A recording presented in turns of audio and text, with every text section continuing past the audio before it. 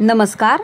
ह्या 7-8 लसणाच्या गड्डे आहेत ते मी त्याच्या पाकळ्या मोकळे करून घेतल्या आहेत आणि त्याच्यामधली जी गाठ असते ती फेकून दिली आहे।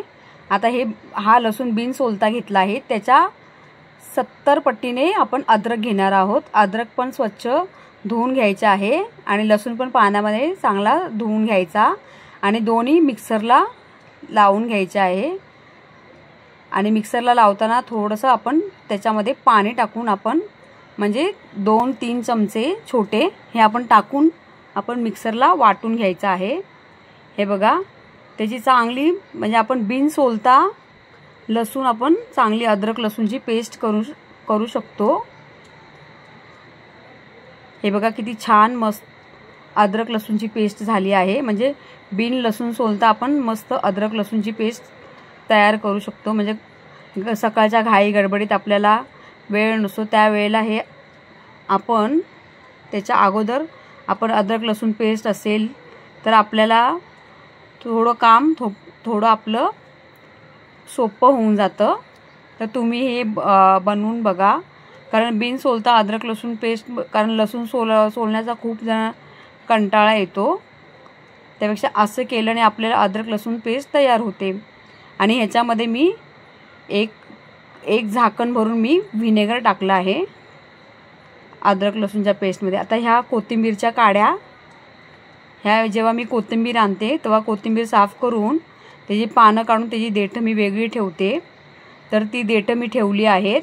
आता ही देठं हे जो आपला अद्रक लसूणचा चोथा होता तो ह्याच्यात टाकलाय मिक्सरच्या भांड्यामध्ये आणि ही कोथिंबीरची देठं हे टाकायची आहेत आणि आपण हे मिक्सरला बारीक करून घ्यायचं आहे। नंतर मग थोडंसं त्याच्यामध्ये मीठ टाकायचं आणि 7-8 मिरची मी टाकल्या आहेत। पहिले हे वाटून घ्यायचं आणि मग नंतर ह्या 7-8 मिरच्या मी कापून ह्याच्यामध्ये टाकत आहे आणि त्या पण वाटून घ्यायचं। म्हणजे अद्रक लसूण कोथिंबीर मिरची ही पेस्ट आपल्याला थालीपीठमध्ये आपल्याला धिरड्यामध्ये आपल्याला ढोकळा वगैरे कधी करतो आपण तर त्यामध्ये टाकायला उपयोगी पडते। तर पटकन ही पेस्ट असेल तर थोडंसं काम सोपं होऊन जाईल म्हणून मी हे पेस्ट करून दाखवली आहे। मस्त अद्रक लसूण आपला तो चोथा पण वेस्ट गेला नाही आणि आपल्याला कोथिंबीर मिरची आणि अद्रक लसूणचं हे पण भेटलं पेस्ट। म्हणजे हे आपण कशामध्ये पण आपण थालीपीठ वगैरे केले किंवा ठेपले वगैरे केले तर त्यामध्ये घालू शकतो आणि बनवू शकतो।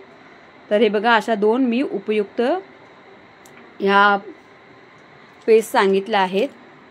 तर प्लीज माझ्या जर रेसिपी तुम्हाला आवडत असेल तर प्लीज माझ्या चॅनलला सबस्क्राईब करा, लाईक करा आणि शेअर करा। हा बिन सोलता लसूण अद्रकची पेस्ट तुम्हाला कशी वाटली हे मला कमेंट करून सांगा। आणि हे जे कोथिंबीरच्या काड्या देठं जे आपण फेकून देतो त्याचा मी असा उपयोग केला आहे। हे तुम्हाला आवडले की नाही मला सांगा। प्लीज माझ्या चॅनलला सबस्क्राईब करा, लाईक करा आणि शेअर करा। धन्यवाद।